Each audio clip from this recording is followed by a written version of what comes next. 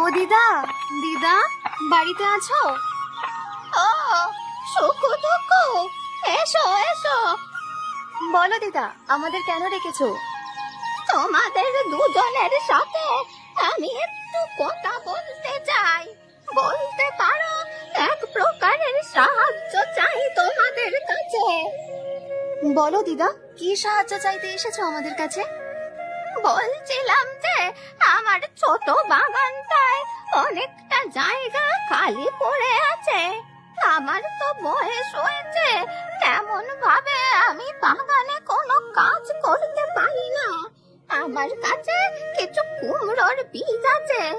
যদি তোমরা দুজনে মিলে কুমড়ো ক্ষেত করো তাহলে খুব ভালো হয়। ও আচ্ছা আচ্ছা, এ তো বেশ ভালো কথা দিদা। আমরা তোমার বাগানে কুমড়োর ফলন করব। সুখু, তুই কি কথা বলছিস? এসব ঝামেলাতে যাস না তো। আমি কিন্তু এসব চাষবাস করতে পারবো না বলে দিচ্ছি। দুঃখু, এভাবে কেন বলছিস? দিদার তো বয়স হয়েছে, তাই তো আমাদের কাছে সাহায্য চাইছে দিদা। আচ্ছা, তাহলে তুই দিদাকে সাহায্য কর, আমাকে এসবের মধ্যে একদম জড়াস না। বলছি, আমরা যদি ওনার বাগানে কুমড়ো চাষ করে হাটে বিক্রি করতে পারি তাহলে তো দুটো পয়সা পাবো, এতে তো আমাদেরই লাভ। তুই এখন কোনো কথা বলিস না দুঃখু। সুখু দুখু, তোমরা কানে কানে কি ফিস ফিস করছো বলো দেখি? কোনো সমস্যা হয়েছে কি? না না দিদা, কোনো সমস্যা নেই। দুঃখু বলছিল কাল থেকে জমিতে চাষ করতে হবে, না কটা দিন পরে করলেও চলবে। ও তাই বলো? তোমরা চাইলে কাল থেকে বাগানে ক্ষেতের কাজ শুরু করে দিতে পারো। আচ্ছা বেশ, তাহলে দিদা আমরা খুব শীঘ্রই তোমার বাগানে কুমড়ো চাষ করা শুরু করে দেব। বেশ বেশ, তাহলে কুমড়ো ক্ষেতে যখন ফলন হবে সেগুলো হাতে বেচে যা টাকা পাওয়া যাবে তাতে তোমাদেরও অর্ধেক অংশ থাকবে। ঠিক আছে দিদা, তাহলে সেই কথাই রইলো। আমরা কাল সকাল সকাল চলে আসব। ও গোপালদা, আমাকে একটু সাহায্য করো না লাঙল চালাতে। হ্যাঁ সুখু, এইদিকে এভাবে ধর। এবার আস্তে আস্তে যেতে থাক। হ্যাঁ, শেষ মাথায় গিয়ে আবার ঘুরে আসবি, কেমন? আমি পেছনে পেছনে আসছি, তুই আগে নাঙলটা চালা। এই তো এবার ঠিক আছে গোপালদা, আমি বুঝে গেছি। তুমি শুধু আমার সাথে সাথে থাকো। রাতে ঘুম ঘুম ঘুম আসে না, চোখে ঘুম ঘুম ঘুম নামে না, কেন ঘুম ঘুম ঘুম আসে না জানি না। সুখু, দেখো দুপুর কাণ্ড। আমরা এখানে খেটে যাচ্ছি আর ও দিব্যি গাছতলায় বসে গান গাইছে। ঠিক বলেছো গোপালদা, ওর এসব কৃষিকাজে মন নেই। যখন ফসল করে টাকা পাবো তখন ভাগ চাইতে আসবে। আসলে ও ছেলে মানুষই, আর কিছুই না। বয়স তো তেমন হয়নি, বড় হলে আস্তে আস্তে ঠিক মন দিয়ে কাজ করবে। ও গোপালদা, তোমরা দুজনে আমার নামে কি বলা বলি করে হাসছো গো?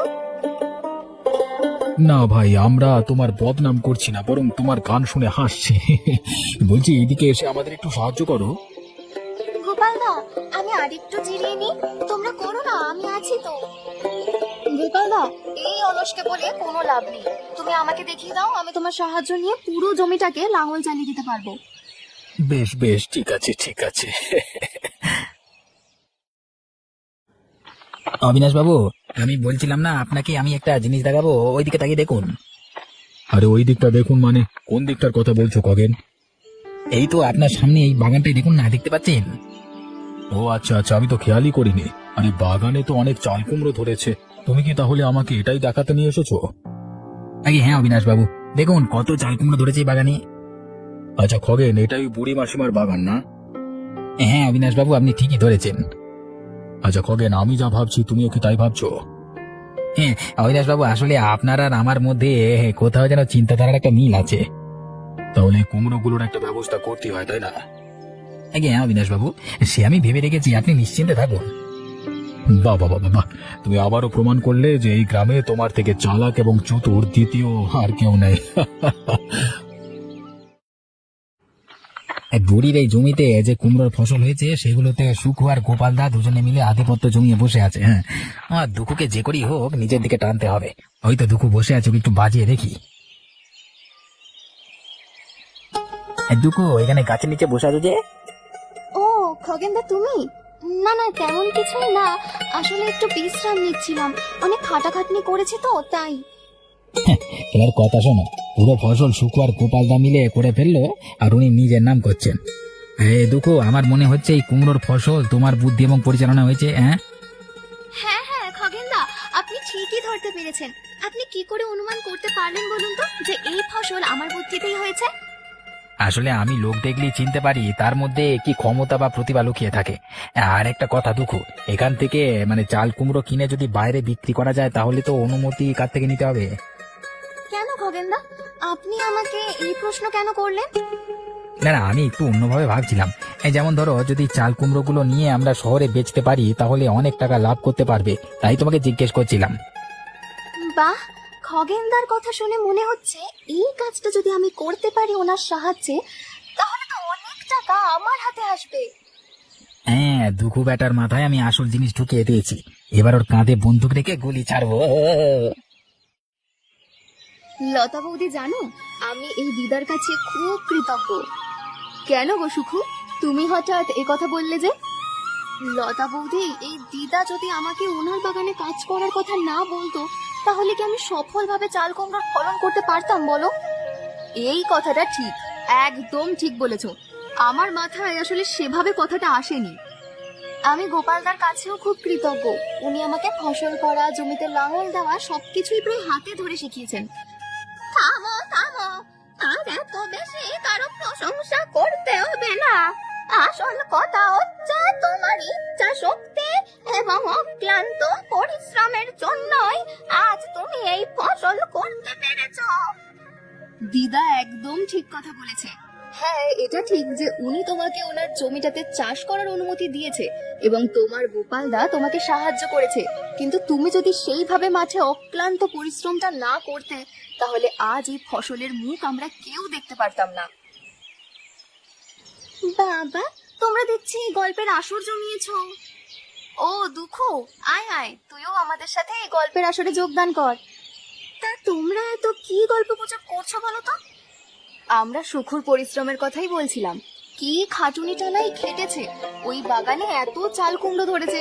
এখন এই চাল কুমড়ো গুলো ভালোভাবে দেখাশোনা করা এবং পাহারা দিয়ে রাখার কাজটাও কিন্তু বেশ কঠিন। হ্যাঁ লতা বৌদি, আমিও এটাই ভাবছিলাম, এতগুলো চাল কুমড়ো ভালো করে দেখাশোনা করা এবং পাহারা দিয়ে রাখাটা একটা বড় কাজ।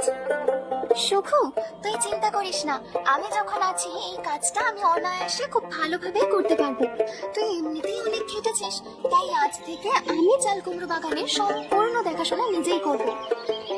তোর কথা আমার ভালো দেখছে না। নিশ্চয় ওর কোনো কুমতলব আছে। এতকাল শুকো আর গোপাল খেটে চাল কুমড়োর ফলন সফল করলো, আর এই দুটো সুবিধা নিয়ে লাভের অংশ গ্রহণ করতে চাইছে। না, এটা কিছুতেই আমি করতে দেব না।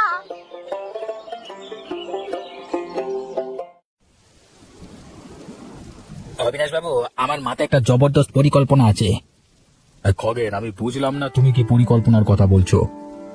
অবিনাশ বাবু, এই চাল কুমড়োর বাগান যদি দখল করতে হয় তাহলে প্রথমে শুকুর একটা ব্যবস্থা করতে হবে। আমি দুঃখুকে নিয়ে নিজের হাতে এক প্রকার নিয়ে নিয়েছি। এখন ওই সুখু, তুমি সুখুকে কি করতে চাইছো?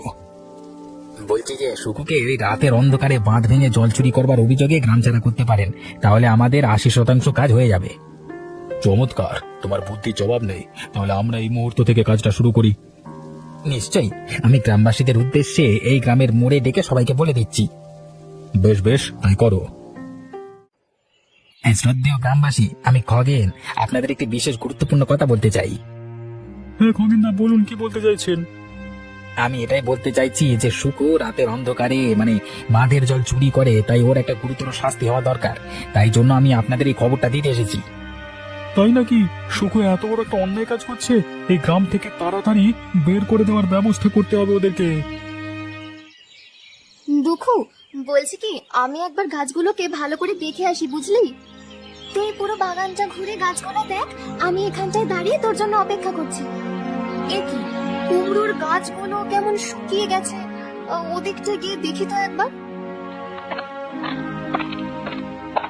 এদিকের গাছগুলোও তো দেখি শুকিয়ে গেছে, সর্বনাশ! কি করে হলো? এত যত্ন নেওয়া সত্ত্বেও কি করে হচ্ছে তেমন করে গাছগুলো শুকিয়ে যাচ্ছে। দুঃখু, দেখ আমাদের চাল কুমড়ো গাছগুলোর কি অবস্থা। এবার আমি কি করি? গাছগুলোতে শুকিয়ে মরে যাওয়ার উপক্রম হয়েছে। ওহ, তাই নাকি? খুবই দুঃখজনক। কিভাবে হলো বলতো? জানি না রে, আমার সব পরিশ্রম চলে গেল। এতগুলো চাল কুমড়ো গাছ সব এভাবে নষ্ট হয়ে যেতে ধরেছে। খুব খুশিতে সবাই লেখালেখি করছিল না? এখন বোঝা যাবে কত ধানে কত চাল। সুখু, তুই মন খারাপ করিস না। কুমড়ো গাছগুলোকে বাঁচানোর জন্য একটা বিকল্প চিন্তা করতে হবে। চল, বাড়ি গিয়ে ঠান্ডা মাথায় নামা যাবে।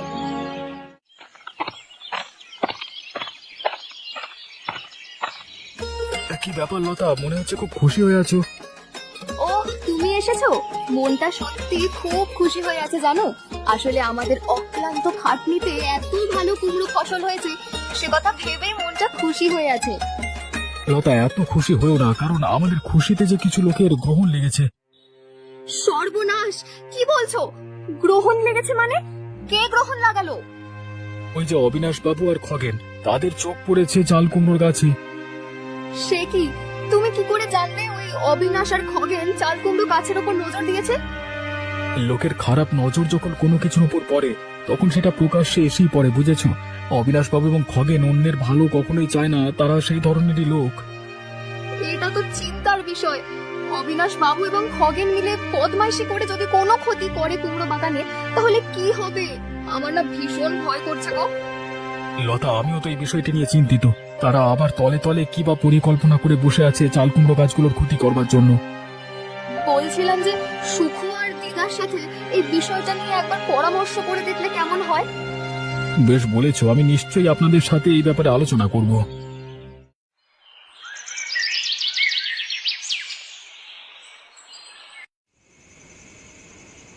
এই সুখু, এদিকে আয়, তোর সাথে একটা জরুরি কথা আছে।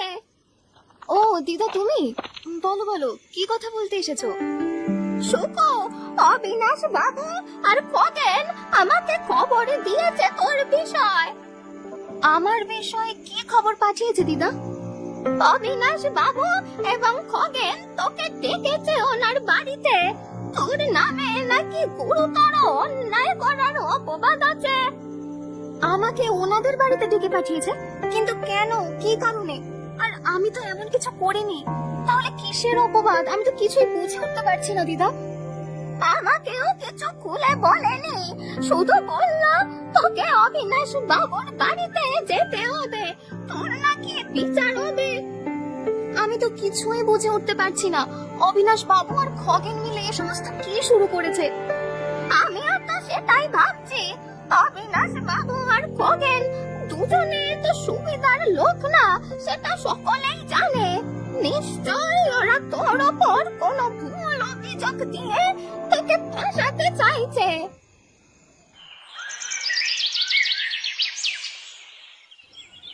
সুখু, তুমি নিশ্চয়ই জানো তোমার নামে যে অভিযোগ করা হয়েছে সেটা সম্বন্ধে। আগে না অবিনাশ বাবু, আমি কিছুই জানি না।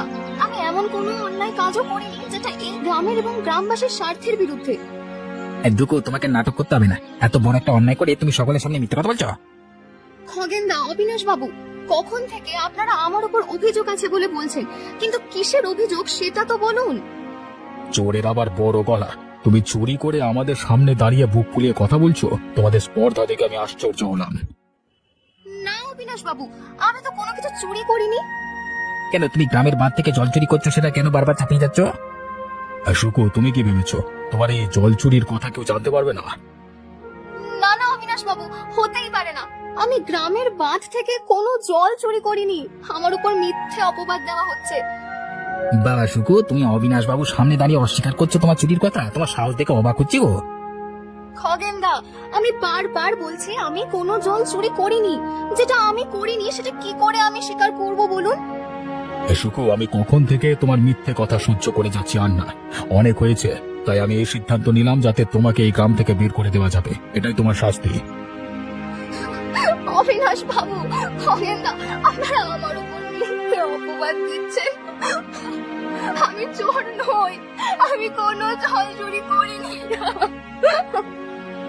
সুখু, তোমার এসব জারি চুরি ছাড়ো। আমি যা আদেশ দিয়েছি সেটা তোমাকে পালন করতে হবে। যাও, এক্ষুনি গ্রাম ছেড়ে যাও। অবিনাশ বাবু, খগেন দা, আপনি দুঃখকেও জিজ্ঞাসা করুন আমি কোনো জল চুরি করেছি কিনা। হে দুঃখু, তুই বল না সত্যি কথাটা। তোমাকে কি বললাম এতক্ষণ ধরে? এসব ন্যাকা কান্না কেঁদে কোনো লাভ নেই। যাও, চলে যাও বলছি এখান থেকে।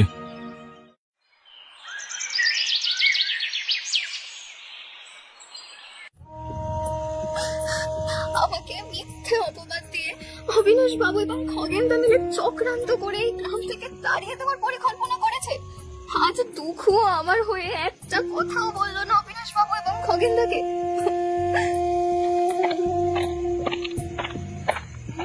সুখু, তুমি কেঁদো না। তোমার ব্যাপারে সবকিছু জেনে আমি নিজেই ভীষণ মর্মাহত হয়েছি, তাই তো তোমার কাছে এলাম। লতা বৌদি, আমি কোনো জল চুরি করিনি, সত্যি বলছি। আমাকে মিথ্যে অপবাদ দিয়ে গ্রাম থেকে তাড়িয়ে দেওয়া হচ্ছে। তবু আমার হয়ে কোনো কথা বললো না লতা বৌদি। সুখু, আমি সবটাই জানি। তোমার মতো মানুষ কখনো চুরি করতেই পারে না। অবিনাশ বাবু এবং খগেন তোমাকে হিংসে করে এই শাস্তি তোমাকে দিয়েছে। আসলে তুমি যেভাবে কুমড়োর ফসল করেছো সেটা ওনারা ভালো চোখে দেখেনি, তাই তোমাকে সরিয়ে নিজেরা ওই চাল কুমড়োর ফসলের লাভ নিতে চাইছে। লতা বৌদি, আমার একটাই দুঃখ যে আমি সৎ থেকে পরিশ্রম করে নিজের জীবন যাপন করছিলাম, কিন্তু আমাকে মিথ্যে অপবাদ দিয়ে গ্রাম থেকে তাড়িয়ে দেওয়া হচ্ছে। আমাকে একজনও সাহায্যের হাত বাড়িয়ে দিল না। সুখু, আমি বুঝি তোমার দুঃখটা, কিন্তু আমরা এতটাই অসহায় যে তোমাকে কোনোভাবে সাহায্য করতে পারছি না। আসলে অবিনাশ বাবু গ্রামের মোড়ল, তাই ওনার বিরুদ্ধে যাওয়া মানে ভয়ঙ্কর ব্যাপার। তুমি তো সবই বুঝছো আর বুঝতেও পারছো। না না লতা বৌদি, আমি জানি তোমরা সাধারণ কৃষক মানুষ, তোমরা ওই অবিনাশ বাবুর মতো মানুষের সাথে কি করে লড়াই করবে। বৌদি, আমি এখনই গ্রাম ছেড়ে চলে যাচ্ছি। হায় হায়, সুখের সাথে অনেক অন্যায় হয়েছে। অবিনাশ বাবু, খগেন এটা ঠিক করেনি। একই সব চাল কুমড়োর গাছগুলো তো শুকিয়ে যাচ্ছে। এমন হলে রাত্রে যে কটা চাল কুমড়ো আছে সেগুলো তো অনায়াসেই নষ্ট হয়ে যাবে। তাহলে আমি যা ভেবেছিলাম যে চাল কুমড়োর বেচে সম্পূর্ণ টাকাটাই আমি আমার কাছে রাখবো, সেটা এখন কি করে সম্ভব হবে?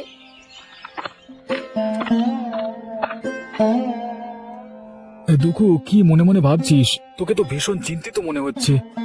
হ্যাঁ গোপালদা, আসলে গাছগুলোর দিকে দেখে আমার মনটা খারাপ হয়ে গেল। এত তাড়াতাড়ি গাছগুলো কেমন শুকিয়ে যাচ্ছে। আসলে আমাদের মতোই গাছেরও প্রাণ আছে, তারাও ভালো খারাপের বিষয়টা বোঝে। তুমি কি বলতে চাইছো গোপালদা? গাছ আবার ভালো খারাপের বিষয় কি বুঝবে? দুঃখু, গাছ সব বোঝে রে, বোঝে। সুখু থাকতে গাছগুলোর দেখতে অন্যরকম হয়ে গেছিল।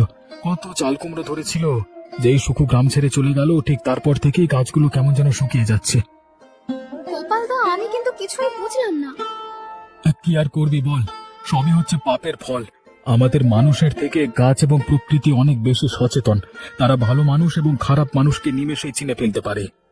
গোপালদা, তোমার এসব কথা আমার মাথায় ঢুকছে না। আমি শুধু এটা নিয়ে চিন্তিত হচ্ছে গাছগুলো কেন শুকিয়ে যাচ্ছে। গাছগুলো শুকিয়ে গেলে যে চাল কুমড়োগুলো নষ্ট হয়ে যাবে। দুঃখু, আমি খুব সাধারণ ভাবে তোমাকে বোঝাতে চেষ্টা করেছি। যাক, তোমার মাথায় এসব কথা ঢুকবে না। এই কুমড়ো গাছগুলো শুকিয়ে যাওয়ার একটাই কারণ, সেটা হচ্ছে তোমার পাপ। তুমি লোভ করে সুখুকে এই গ্রাম থেকে তাড়িয়ে দিয়েছো, তাই তোমার এই পাপের ফলের জন্য গাছগুলো সব শুকিয়ে যাচ্ছে। এত চেষ্টা করেও তুমি আর এই গাছগুলোকে আগের অবস্থায় ফেরাতে পারবে না।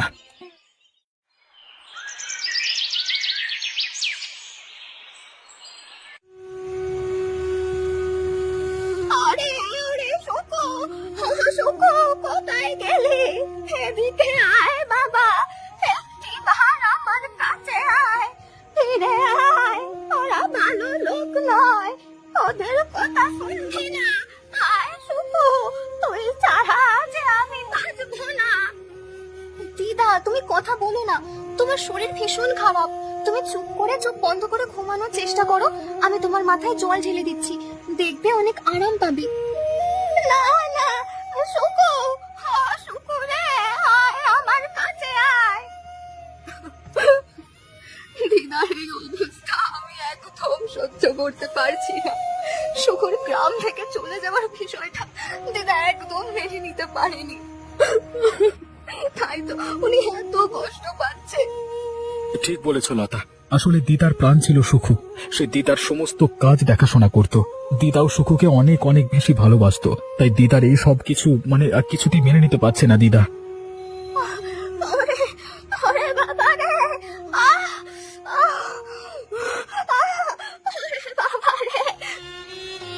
ও দিদা গো, তুমি কোথায় চলে গেলে আমাদেরকে ছেড়ে? ও দিদা। সত্যি দিদা, সুখুর জন্য তোমার মন অনেক কষ্ট পেয়েছে, আর সেই কষ্ট সহ্য না করতে পেরে তুমি এই পৃথিবী ছেড়ে চলে গেলে দিদা। গোপালদা ঠিকই বলেছে, আমার পাপের জন্য আজ এই অবস্থা। আমি অতি লোভ করতে গিয়ে সর্বত্র হারালাম। সুখুকে, দিদাকে এবং গোপালদার লতামতির বিশ্বাসকেও হারালাম।